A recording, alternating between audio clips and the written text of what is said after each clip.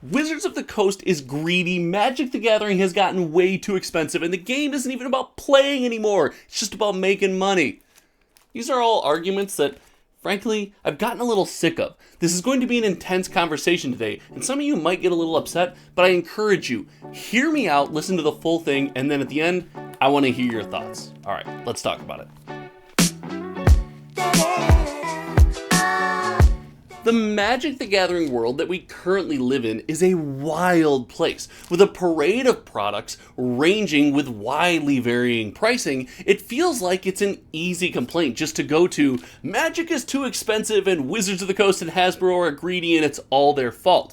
But I actually want to push back here. So I'm going to put my behind on the line today, and I'm not only going to challenge this argument, but I have a claim that this argument is not only is invalid, but there is something deeper with that statement that we need to discuss that is actually a problem. So today, we're going to talk about the price of Magic the Gathering, we're going to focus on sealed product and gameplay, and then finally, if you make it to the second half of this video, I am going to tell you what I think the real concern is when regular enthusiasts are making the statement that Magic is too expensive and kind of leaning into the Wizards and Hasbro corporate greed theme. So I want to talk about all of that today. But I have to start with sealed product. The reason we're starting with sealed products is at the time of the recording of this video, The Lord of the Rings Tales of Middle-earth is still popping off. What might be the most popular Magic the Gathering set of all time is exploding with crazy sales. I track every single sold listing of sealed product on TCG Player right here on this channel, and as of the recording of this video, it would cost you roughly $500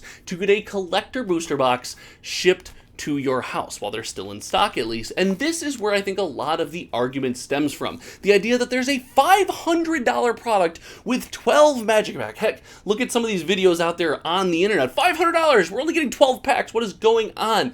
But I think that focusing on one single product really fights against what we're trying to do as we grow as Magic the Gathering enthusiasts and consumers. Remember, we have to truly believe that not all products are for us. And this is going to be a theme here, so make sure you keep that in the back of your mind. And we see a $500 booster box, and our instant reaction is, oh my gosh, how can Wizards of the Coast be charging us $500? But realistically, if that is outside of our budget, like personally it is for me, that is something we should look at and say, I'm not going to choose to engage with this product. Now that doesn't mean there's not a feels bad there. Heck, especially if we're coming off the mentality of, I'm a Magic enthusiast, I love Magic the Gathering, anything that goes on their shelf, I want to put in my hands. Changing that mindset is going to be extremely difficult. The fact that there's a $500 product out there that's out of our reach is going to constantly be a feels bad. But I think it's more important that we focus on other ways we can engage with Magic and the product. Most of the time, if you look past the collector box, you can find yourself opening a set box or a draft box for a much more reasonable price point. Now, the Magic model in 2023, which is when this video is recorded, is going to change because there are premium sets and regular sets. So the Magic model is going to shift this mindset a little bit, but focusing on premium sets, most of the time, you can get a set booster box for far more affordable, and then even down to the draft booster box if you want to get together with a bunch of other enthusiasts and play the game. I think these are incredibly affordable products, and then even moving past that, you have Commander products and starter decks that you can get in a, I would say, very good price range. Heck, Lord of the Rings Tales of Middle-earth, again, what I think might be the most popular set in Magic history, you can get the Commander deck set for $210 total, or like $55, before tax for each deck. So you get together a couple friends, you buy the product, heck, you have tons of fun for $55. That's going to be a theme here,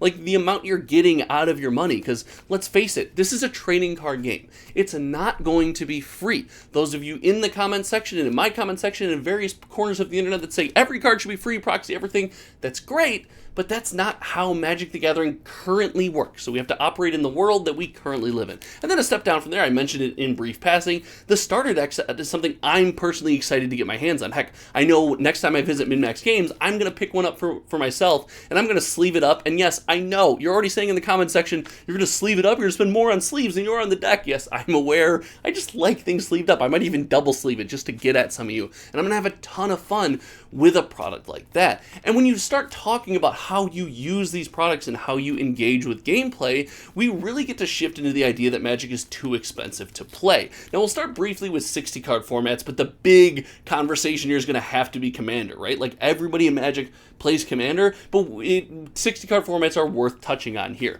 People mostly talk about, when they say Magic is too expensive, they talk about Modern, Vintage, Legacy, things like that, and those are highly expensive formats. But lucky for us, Magic the Gathering is a community that is many million strong, and what that means is it gets to have some benefits to it that things like indie trading card games don't get to have. Heck, almost every trading card game on the market right now has a commoner or pauper or a commons only format. Well, in Magic the Gathering, not only does that format exist, but there's a massive player base where you can find a group of people to play that type of Magic with. And what I'm saying, I say all this to say that Magic is affordable and is playable at almost every single price point, especially at the 60 card level. Yes, Modern's going to be more expensive, but if you are still into competitive play or even less competitive play, building tier 2 or tier 2.5 decks, you can engage with something like Pioneer, and you can build rogues or wizards for about 150 to 200 bucks each and have an absolute blast. I know I have a wizards deck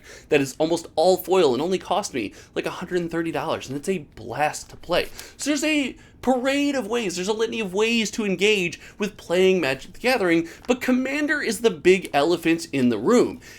I really think, though, that Magic has solved this problem really without telling any of us and without really changing the way Commander's played at all. With giving us new Commander cards and new Commander themes with every single set, I feel like long gone are the days where you have 2 or 3 Commander decks and try to constantly boost those power levels. Heck, I put that video, I've talked about this right here if I remember it, editing. If not, like we've talked about this, editing's hard for me. It's not something I do very well. But I think Commander, I guess, mentality has shifted away from having those powerful, expensive decks to building, constantly remaking, constantly building decks that are a lower power level, but lean more into the theme of a product, a new mechanic in that product. And I say this because we get new Commander cards and Commander series that synergize with themselves and internally almost every single release. Now, there's going to be a big rub here. Because of this change, and because of we can choose to engage with cheaper products that go against this design principle and also don't have a cheap way to engage with them, like Commander Masters, could see a bit of trouble. Yes, Commander Masters is the place where the argument Wizards of the Coast is greedy and Magic is too expensive and everything is all about money does seem to feel like it lands, mostly because it leans into the power level of your Commander deck, trying to up the power level of those decks, right, make them a little bit more expensive, and also doesn't really have a cheap way to engage with the product. There are no cheap Commander decks. The draft decks are expensive. The set booster boxes, $400 plus set boosters, don't get me started. So, like, products like that, I think the argument has merit. But I really don't think Magic is too expensive and Wizard has corporate greed is the actual argument. I think what most enthusiasts, myself included, when we see these prices, we're like, oh my god, what are these prices? It's not because we feel like they're trying to, price us out or we just can't afford to play. It's because we have the feels bad of wanting the product. We're still shaking off that a Magic product goes on the shelf, so I have to have it. At least this is for me personally. I know I see a $500 Lord of the Rings collector booster box, and I just want it. You guys know on this channel, I love serialized cards. I think the Lord of the Rings is a massive hit, and most importantly, I like collecting sealed product because it makes me happy, like putting it on my shelf. But at this time, it's something that I can't necessarily justify at that price point, so I have that moment of feels bad. And heck, while the product is booming and everyone's experiencing the hype, I might want to engage with a set box or a draft box, and even those are pretty expensive. But by knowing what I know and just trying to use my best judgment, my thought process is, well, we've seen Magic products go down in price, and while the collector product might sell out and it might be something that forever remains out of my price range, I am going to lean into instead the amount of fun I can have with more affordable products. When the set booster box becomes available for maybe a second print run, or I'm able to get one cheap on some special, or heck, God forbid, an Amazon dump or something like that, I will be able to engage with the product then. So I think it's It's a tactical mind shift that we have to make, and what this is really saying is we feel bad that we can no longer be the consumers that engage with every single product because Magic is printing these ultra premium products. But I think by focusing only on the ultra premium and foregoing the fact that, heck, Wilds of Eldraine will have a draft booster box I'll be able to get my hands on for $90. I'll be able to open set boxes for $105, probably $110 all day long, I think is something that we should focus on more. I think that's something that I need to focus on more, and I think that's what this argument is really about. But most importantly, I want to hear what you think in the comment section below. Do you think that that argument is kind of about the feels bad and the emotional tie to wanting the ultra premium thing? Or do you think everything is expensive, Wizards corporate greed, and nothing that I said matters and you didn't care about any of it all? Let me know in the comment section below. Guys, we're racing to 6K. You guys have been just smashing the sub button. I can't believe we're on to 6K. Share this video with a friend, group of friends, a social media platform, wherever you talk about Magic the Gathering, because I think this conversation, more so than any, is a really fun one, and it's an interesting one to have. And until next time, you all know me. My name is Josh. Oh, Friday Morning Magic, every Friday, 8 a.m. Central Standard Time live stream. We talk about all this stuff and more. We'll see you around. Goodbye.